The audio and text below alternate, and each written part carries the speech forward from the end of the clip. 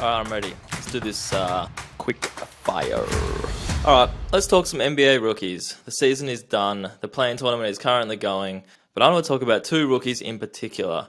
I've said it a few times now. If there's one person I wish I watched more of this NBA season, it's Jalen Williams. Thunder with the first deficit of the night, and it's not long as Jalen Williams with tenacity getting inside. Now, for those who aren't familiar, that is hard. Now, for those who aren't familiar with his game, if you're Googling Jalen Williams, yes, he plays with the OKC Thunder, but he's not the one that's spelled Jaylin.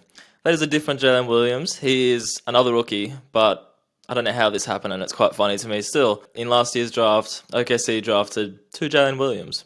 One with an E, one with a Ylin, whatever. But this is the one with an E. Jaylin. I'm sure you're great. Maybe I'll do a future podcast on you, but I'm talking about the one with the E. There's just something about him. He's charismatic for one. If you follow his social media or any of his interviews, he's fun. That always helps, but it's obviously his game. What he does on the floor that caught my eye. It's the defense, it's the athleticism. But then you look at the offensive game, and I didn't know he was this well-rounded so quickly. He spent a few years at college, but he came out as one of the quote-unquote, I guess, older guys, like people coming out at like 18, 19 years old these days, and I think he was like, I don't know, 20, 21. He already seems like he's a 15 to 20 points per game type of guy. He looks like he's ready from day one. He's one of those rookies that just step on the floor and they feel like a poised veteran, which I don't know if that's what it feels like, you're gonna have a good career in my eyes. Some rookies look nervous, they look raw, whether it's just like the athleticism that's like the main part of the game to begin with, but that's not Jalen Williams. Everybody knows that SGA, Shai Gilgeous-Alexander, is OKC's best player. You'd put Josh Giddey behind him. Shout out to Josh Giddey, hell of a game. In the previous day in the play-in tournament, I think he had like 30-point triple-double, or close enough, but super cool. Anyway, Jalen Williams. Where was I going with that? I was saying that I reckon I'd already put Jalen Williams as OKC's third best player. You got to shout out the likes of Lou Dort. Again, hell of a game the other day, but I'm going to put Jalen Williams already as their third best player. He's that good in my eyes. But with all that being said, I think there's only really one player that could win Rookie of the Year, and that is, of course, Paolo Banchero. Anthony muscles it in. Speaking of day one, he basically dominated from day one. He had 27 on debut, and since then, he basically hasn't looked back. And it's pretty special when a rookie comes in and does that, because they're always going to take time to adjust in different ways, but for him, he's such a gifted scorer and such a well-rounded player that from day one, if you can do 27 on debut, you make an instant impact from day one, and you're proving why you were the number one pick, essentially. And let's talk about his frame for a second. He's a big boy in the best kind of way. Like, it's muscle, it's weight, it's length, it's height. He's like, I'm gonna call him 6'10" or 6'11". He can just do his stuff at that build, at that height. He can bring the ball up. He can make plays. And his passing. I actually love his passing. Like, people look at him, he's like, hey, yeah, the scoring is clear. He's got it all. He's got the offensive arsenal to, do it all from that end. But the passing is something that caught my eye.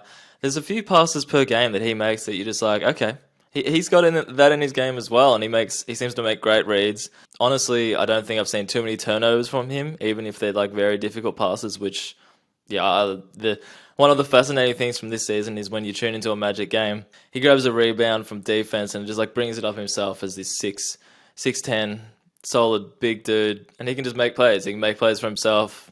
He's special. Oh, and if you're equaling stuff that LeBron James did as a rookie, you're doing something pretty well, and that's what Paolo Banchero did. He had 40 20-point games in his rookie season, which happens to be the number that Mr. James got himself, which, yeah, that speaks for itself. Obviously, inflation in scoring in the NBA these days might have something to do with that, just a bit, but you can't take it away from him still. He's doing what he's done. That's his record. That's his history as a rookie player.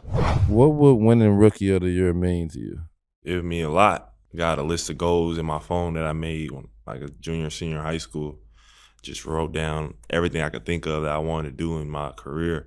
And the Rookie of the Year was one of them. That's something I've always had my eye on for a while. So he has to be the Rookie of the Year in my eyes. I do think the only case you can make for Jalen Williams to be Rookie of the Year this season is that he got his team into the play-in tournament. They won their first game. They're actually playing their second game in the play-in tournament, do or die, against the Timberwolves today, which should be a goodie. But yeah, he got his team essentially into the playoffs. He left his best work for the end of the season, like middle to end, I'd say.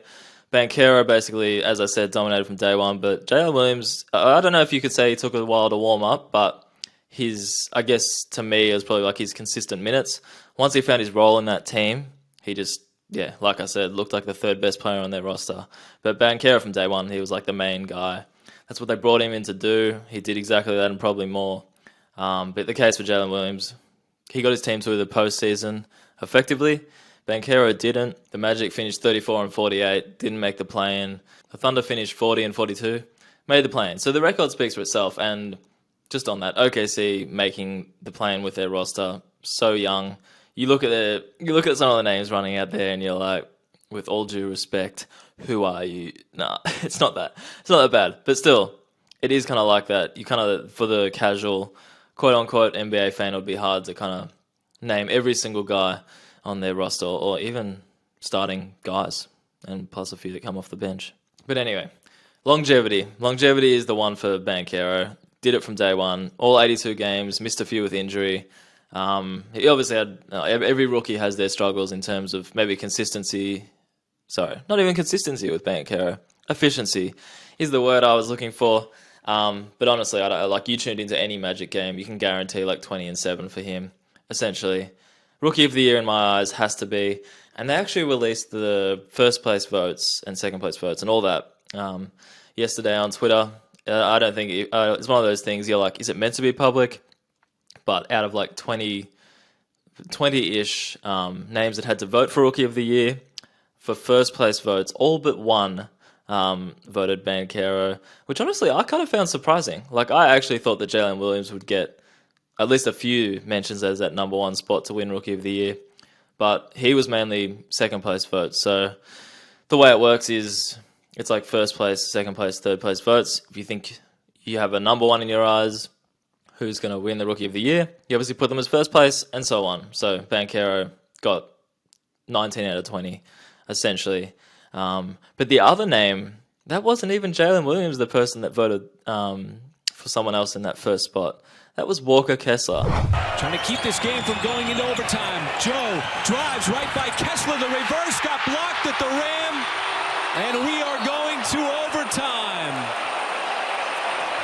It is block number 7 for Walker Kessler. And Walker Kessler was one of those dudes that I wanted to cover really quickly, just towards the end of this. Give two other rookies some shout-outs. Walker Kessler was one. He's a big fella from Utah, my squad. Super solid. He's probably, there's nothing sexy about him, but he gets the job done. He's a big fella from Auburn, drafted 22nd overall. Not as big a high profile as Banchero or even probably Jalen Williams, and even myself being a Jazz fan.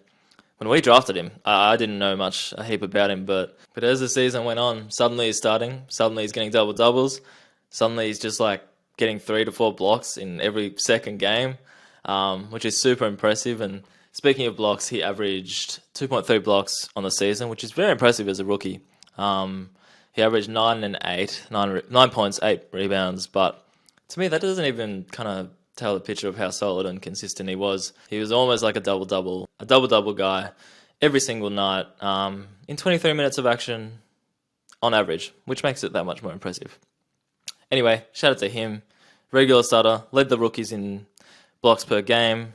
Great season. That's who Andy he covers the Utah Jazz in some way, but Andy was the one that voted for Walker Kessler as number one on the rookie ballot, which, might be a bit biased, but hey, he's obviously seen Kessler close up as much as anyone covering the team he plays for, so I'm not going to argue with him, even though I might, because Banchero was probably it, but anyway.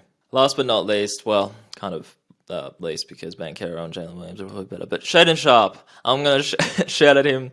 If you haven't heard of Shaedon Sharpe, just go Google some highlights and you'll become a fan. Let's go. Ball Let's go. Oh my goodness! Shaedon Sharpe cocks it back and hammers it down. Gravity knows no bounds for Shaedon. He's just one of those players that glides. He can jump, and it's a joy to watch. Like you tune into any Trailblazers game, you see him on a fast break, and you're probably going to click that thing 15 seconds back on League Pass just to see. It could be the most simple dunk on a break, but he has that athleticism and that joy to his game. Spins away, finds Shaedon. Oh, man. Oh. Quarterback and threw it through. I actually swear, most dunks you'll see, just take a... one thing I've noticed is once he comes down from dunking, he'll mostly come down with like a smile on his face. That's where he just kind of looks around to his teammate, to his benches, and you can see the joy it brings him. It brings a lot of other people joy when he's dunking the ball. But it clearly brings him joy. He kind of looks around and smiles to me. Maybe it's just his way of celebrating, or some people scream. Maybe Shaedon Sharpe just smiles. Just loves it. Have you seen Shaedon Sharpe at all? Guy from Portland. He caught a tip dunk on us. My oh shit. We went through the scout you go with Damian Lillard, 4-point line pickup, Simmons, make him finish. We get to Sharpe. We have younger guys on our team like, hey fellas, freak athlete. We what? Man, I went to go look up some shit. Oh my goodness. OD. Anyway, it wasn't just his athleticism that caught my eye. It was his last 9 or so games. So over his last 9 games, he jumped up to 24 points per game. Now, the Blazers were resting Lillard. They were resting, I think, Yusuf Nurkic, maybe injured or something. But a few of their main guys were out, essentially. So it was Shaedon Sharpe's team. He was the focal point on offense. You tuned into a Trailblazers game and he was getting the rock. But what it did was open up his game and made people realize that it's not just athleticism with him. There's a reason he was drafted so high. He can make threes. He can make plays. I think he's a pretty decent pick and roll kind of player. That stuff will obviously come. Sometimes it's just the offense and everything that comes first. But yeah, for someone that averaged 9 points over the season to quickly jump to 24 points per game over his last 9 games is pretty superb, right? Oh, and during that time, he became the first Blazers rookie to have 3 straight games of 25 points or more, which is obviously super impressive because the likes of Damian Lillard as a rookie, CJ McCollum as a rookie, even though I think CJ took a while to get consistent burn for them. But yeah, hey, you put Damian Lillard's name there and you say that Shaedon Sharpe's done something that he didn't as a rookie. Yeah, that's a great feat in my eyes. Anyway, that's it. My rookie rant. They caught my eye, the rookie of the year.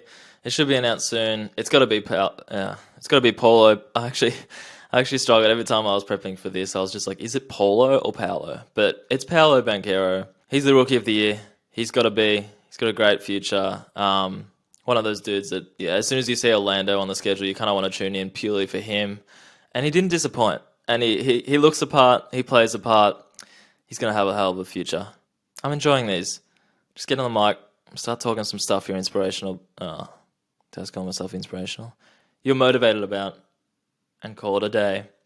Farewell. Not like I'm the first person to say this at this point, but Appreciate that. yeah, that's a landslide. Rookie of the year right here, ladies and gentlemen. He did that.